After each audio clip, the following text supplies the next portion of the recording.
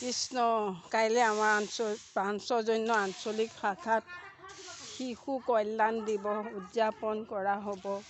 আপোনালোকৰ শিশুসকলক লৈ আনিব ইয়ালৈ। সকলোৱে কৃষ্ণ নৃত্য, শংকৰী নৃত্য, দিহানাম, বৰগীত আদি গাব পাৰিব।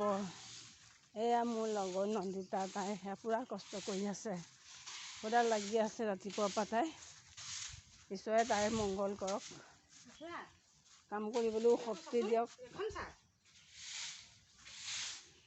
যে কাম কৰ